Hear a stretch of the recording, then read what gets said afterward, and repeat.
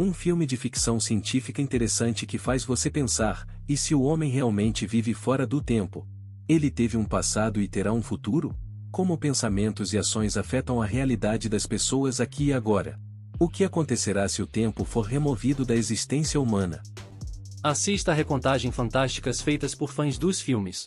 O protagonista fica de pé em um monte e aprecia a vista de uma pequena cidade. Ele reflete sobre como o fim do mundo pode acontecer já amanhã e nada pode mudar. Ao chegar em casa, Alex encontra o corpo de um homem em sua sala. Ele pega o telefone para chamar a polícia, mas depois decide examinar mais de perto o corpo. Alex vira o corpo e percebe que é ele mesmo. Ao lado do corpo, há um envelope com a inscrição "Olhe para mim", dentro dele um pendrive com um vídeo. No vídeo, ele se vê prometendo explicar tudo, mas adverte que o herói enfrentará um quebra-cabeça complicado. Tudo começou com uma batida na porta, e na porta estava uma mulher e dois homens de preto. A mulher se apresenta como Rebecca Stillman, funcionária de uma organização científica privada que colabora com a Agência de Segurança Nacional. Alex se assusta e sugere que ela consulte seu advogado, mas ela o interrompe dizendo que quer oferecer um emprego, mas primeiro ele deve assinar alguns documentos. Alex examina o contrato e observa que estão pedindo para assinar um documento com muitas cláusulas de confidencialidade. Ele diz que estão oferecendo a ele um emprego, mas não dizem em que. Após algumas negociações, a mulher oferece dinheiro a Alex para assinar os documentos de confidencialidade e ouvi-la. Ele concorda. A mulher conta que quer contratá-lo para decifrar uma mensagem codificada, pois ele é um dos melhores decifradores de sua geração. Alex começa a hesitar, mas a mulher diz que sua empresa ficou muito impressionada com seu trabalho no algoritmo Ember, que violou muitas leis e ameaçou a segurança de centenas de empresas. O herói explica que se tornou uma vítima de uma trama da Agência de Segurança Nacional, que os levou a procurar brechas no código, e quando houve um vazamento, eles o abandonaram. Isso é uma conspiração, constata Alex, mas ainda quer ouvir os detalhes da oferta. Acontece que 2 meses atrás, o governo descobriu um satélite americano na órbita da Terra que não foi lançado por eles. Eles o trouxeram de volta, e dentro encontraram uma mensagem codificada. Ao supor que talvez não fosse um satélite dos Estados Unidos, Rebecca afirma que é americano, mas, como acreditam em sua organização, é do futuro. Alex começa a duvidar da sinceridade dos visitantes e até suspeita que o cheque que lhe foi enviado para não divulgar a informação seja falso. Mas Rebecca insiste que, se ele concordar, trabalhará na decodificação da mensagem em um laboratório fechado com tudo o que precisar. Vamos sedar e transportar para o laboratório. Ela esclarece as medidas de precaução necessárias. Chocado com tal oferta, Alex duvida cada vez mais da sinceridade dos visitantes, suspeitando que a Agência de Segurança Nacional quer puni-lo dessa maneira. Para convencê-lo do contrário, Rebecca pede para verificar a conta bancária para a qual ela transferiu dinheiro pela assinatura do acordo de confidencialidade. Ela mostra a ele o valor pelo trabalho, descrevendo todos os problemas do herói: falta de trabalho, tentativas de criar uma startup com um pseudônimo, a antiga casa dos pais, muitas dívidas. No final, o herói concorda em assinar o contrato. No dia seguinte, um carro chega para ele, onde o homem de preto o anestesia com uma injeção. Alex acordou em um pequeno quarto que mais parecia uma cela de prisão. A mobília inclui uma cama, uma mesa com uma cadeira e um candeeiro de mesa. Rebecca o apresenta ao laboratório, que também não impressiona muito. O único equipamento que possui são alguns computadores, alguns com monitores antigos e enormes. No centro da sala, atrás de uma divisória de vidro, está um satélite que mais parece uma enorme panela, mas é nesta estrutura que a mensagem está localizada. Rebecca explica que os especialistas da organização conseguiram extrair apenas ruído do aparelho, mas vários métodos para decifrá-los não tiveram sucesso. Alex afirma que aqueles que enviaram o satélite deixaram uma entrada oculta nele e que levará tempo para ele decifrar os dados. Rebecca afirma que todos estão aguardando ansiosamente os resultados para ver o que há lá dentro. Como um verdadeiro codificador, Alex pede equipamentos extras, uma cafeteira, uma geladeira cheia de cerveja e um bourbon de 20 anos. 5 semanas depois, Rebecca retorna ao laboratório onde Alex, ainda usando o mesmo gorro, continua a decifrar a mensagem. Ela lhe oferece uma caminhada ou pelo menos uma conversa com um psicólogo, mas o herói, com uma garrafa de cerveja na mão, está determinado a trabalhar até o fim. Um dia lhe trazem comida, e ele continua a trabalhar e começa a ouvir a voz de uma garota que também está tentando decifrar a mensagem. Ele até a vê de pé na lousa. Depois de um segundo, a visão desaparece, e o herói atribui tudo ao excesso de álcool. De repente, seu nariz começa a sangrar, mas consegue parar rapidamente. Mais tarde, Enquanto estava deitado na cama, Alex percebe símbolos de código binário gravados na mobília, que criptografam o nome Betty Carter. Alex retorna à prancheta onde viu a garota na visão. Uma epifania chega até ele e parte da mensagem é decifrada. Ao mesmo tempo, o herói entende que outra pessoa trabalhou na mensagem antes dele e a organização não lhe fornece todas as informações. Alex dá a Rebecca o projeto do dispositivo de proteção, bem como uma mensagem na língua navajo sobre a aproximação da Terceira Guerra Mundial. Nesse momento, o funcionário declara que o trabalho do criptógrafo está encerrado, ele será sacrificado e mandado para casa, e também será monitorado para não deixar nada escapar. Apesar da resistência de Alex, é exatamente assim que acontece. O herói acorda em casa, onde vomita imediatamente. A princípio ele pensou que fossem efeitos do sedativo, mas depois de alguns dias começou a ouvir sons estranhos. Bem no meio de tal evento, a campainha tocou novamente. 2 homens suspeitos estavam parados na soleira. Apesar disso, Alex permite que eles entrem na casa. Quem veio pergunta por que Alex aceitou o trabalho no satélite, e ele responde que foi bem pago. Os homens continuam a questionar-se se o ato do herói foi altruísta e por que o escolheram. Alex começa a suspeitar de algo e pede para lhe mostrar os documentos dos convidados, mas continuam a questionar se ele se sente responsável pela arma que será criada de acordo com os desenhos decifrados, se a sua consciência o está atormentando, e assim por diante. Alex não está bem, ele esfrega a cabeça freneticamente, mas continua insistindo que agiu apenas porque era seu trabalho e ele não é responsável pelo que acontece a seguir. Os homens continuam perguntando se ele estava com medo, se pensava na sua morte, ao que Alex pede aos convidados que se retirem. Eles agradecem e vão embora. O personagem principal imediatamente para de ter dores de cabeça. Alex começa a procurar acesso ao projeto, mas nesse momento seu monitor desliga e Rebecca liga ao telefone. Ela lembra que os resultados da descriptografia são propriedade do governo dos Estados Unidos e alerta que isso não acontecerá novamente. Alex percebe que está sendo observado e quando se senta para trabalhar novamente a luz acaba. Alex sai, onde vê os contornos borrados de um dos homens suspeitos que o procuraram antes. A visão aparece e desaparece, depois começa a aumentar de tamanho, atingindo a altura de uma casa de 2 andares. O herói atordoado retorna para sua casa. Ele espera estar imaginando coisas, mas a silhueta de um homem aparece em uma de suas portas. Alex foge e se tranca em seu quarto no 2º andar.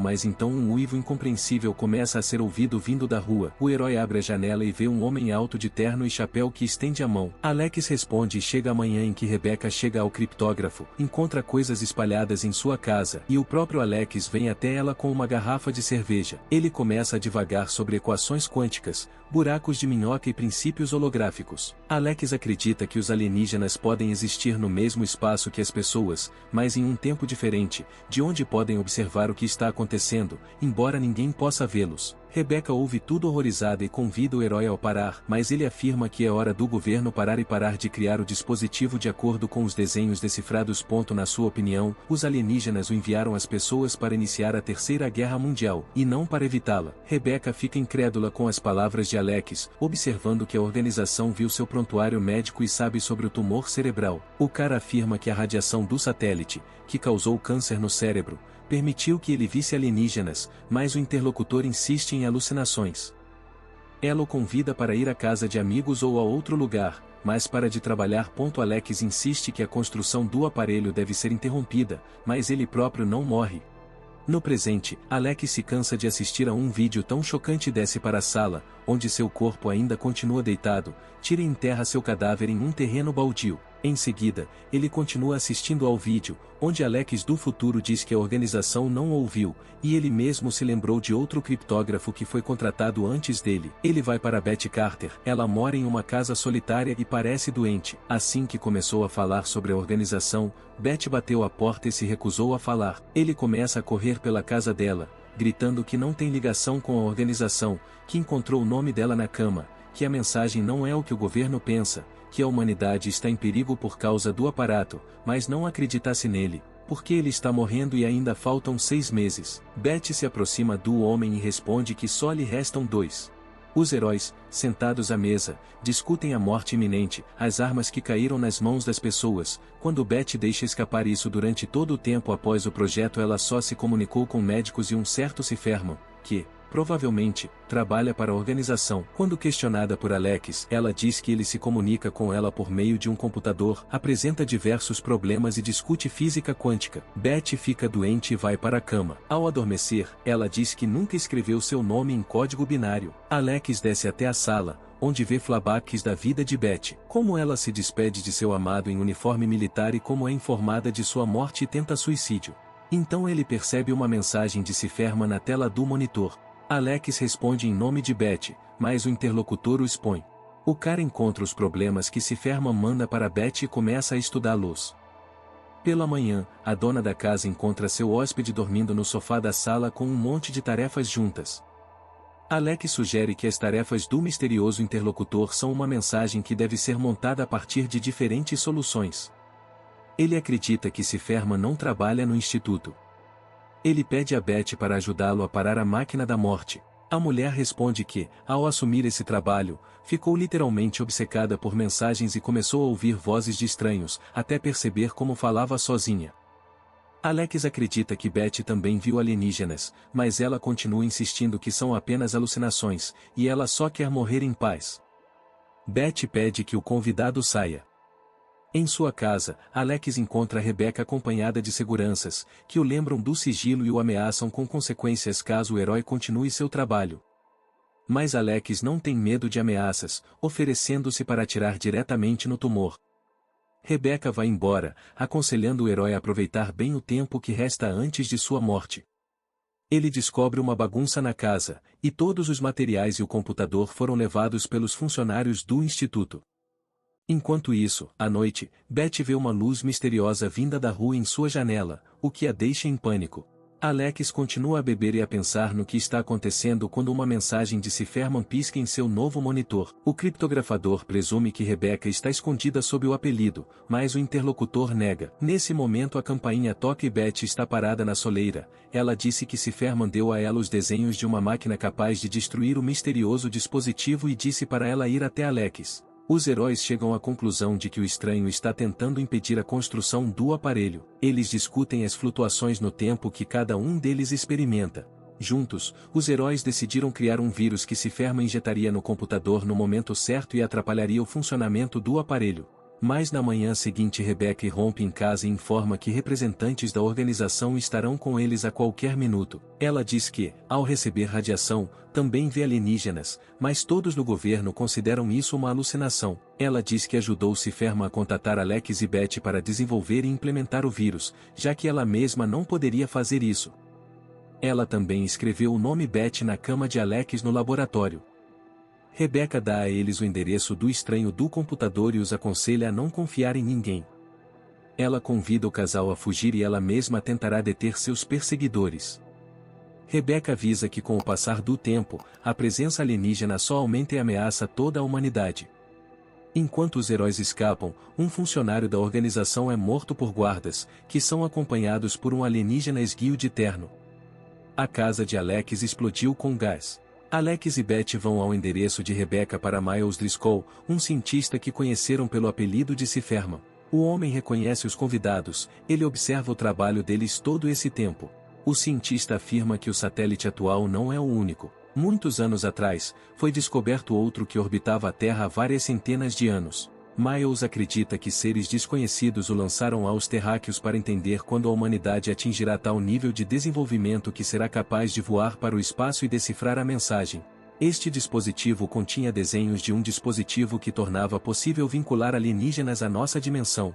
Mas quando Driscoll contou isso a seus colegas, ele foi considerado paranoico. Miles também recebeu um tumor cerebral que lhe permite ver alienígenas, mas não é fatal. Ele acredita que as criaturas podem viver além dos limites do tempo linear, e a nova invenção que a organização está construindo proporcionará aos alienígenas acesso à dimensão da humanidade. Agora eles assistem à vida das pessoas como se estivessem em uma fita de vídeo. Eles podem retroceder e retroceder. O segundo dispositivo lhes dará a oportunidade de mudar o enredo da realidade humana. O cientista afirma que não consegue explicar totalmente a essência de todo o processo, pois até a percepção dos alienígenas ocorre de forma diferente para cada pessoa, sob a influência do cérebro humano e de sua experiência de comunicação com as criaturas. Ele afirma que um dos alienígenas mora em seu quintal, mas Alex e Beth não veem ninguém. Miles acredita que os tumores nas cabeças dos cientistas são a ajuda de alienígenas, o que lhes permite ver alienígenas. Os interlocutores temem que a capacidade de mudar a realidade possa levar a consequências terríveis,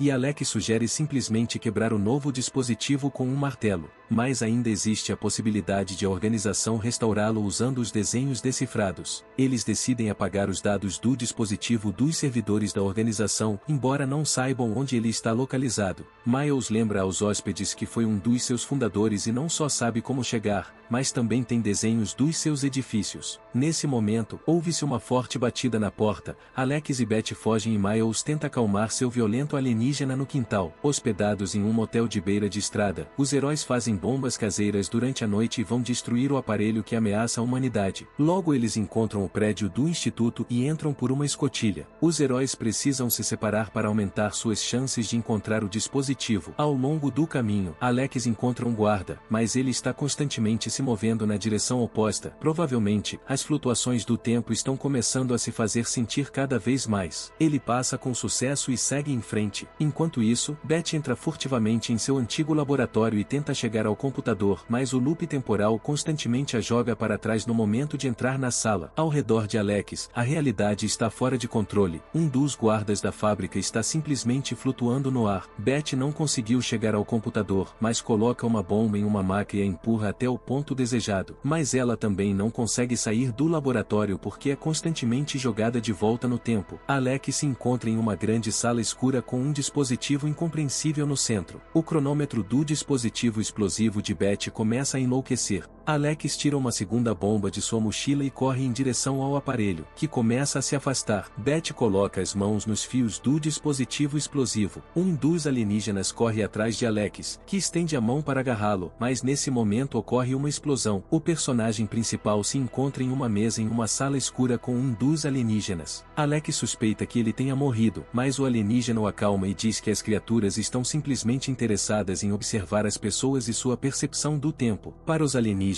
o tempo linear é incompreensível. Eles acreditam que as pessoas estão presas nesta manifestação de eventos temporários. Eles passam constantemente pelas mesmas esposas quando nascem, estudam, vivem e morrem. Os alienígenas vivem fora dos conceitos de espaço e tempo. Eles não entendem as relações de causa e efeito. Eles estão interessados no fato de que só existe uma certeza na existência humana, a morte. No resto do tempo as pessoas tentam se distanciar desse momento. Para eles, o tempo é tanto um doador quanto um ladrão. O que acontece se o tempo for afastado da realidade humana? Mas mesmo uma eternidade de introspecção não permitirá que as pessoas compreendam a diferença entre ilusão e realidade. Cada nova pessoa dá origem à sua própria realidade. Alex pede aos alienígenas que nos contem sobre o nosso universo se eles são tão poderosos que podem se mover entre as dimensões. Mas, segundo o interlocutor, isso fará do mundo apenas uma projeção, e não uma percepção. O homem se sente muito mal e o alienígena o convida a voltar a um momento em que ainda não estava doente, mas deixar o conhecimento que adquiriu. Alex afirma que desta vez se recusará a trabalhar para a organização. O alienígena não entende por que deveria mudar seu comportamento se não consegue mudar a realidade. E Alex é forçado a admitir que as pessoas não escolhem o que as espera. Alex se encontra em sua cadeira em casa e imediatamente começa a gravar vídeos em um pendrive, embora entenda que não pode mudar nada. O mundo pode desaparecer amanhã. Mas tudo já poderia ter acontecido antes mesmo de começar. Ele coloca o pendrive em um envelope e o deixa na sala de sua casa. No final do vídeo, ele pede para avisar Beth. Alex do passado vai até a garota e relembra as últimas palavras dele mesmo do futuro, onde pede para esquecer tudo e seguir em frente. Assista a recontagem fantásticas feitas por fãs dos filmes. Imagine que você recebesse uma mensagem do futuro. O que você faria? Conte-nos suas ideias nos comentários abaixo e, juntos, vamos tornar nosso conteúdo ainda mais incrível. Obrigado por participar do crescimento de nosso canal.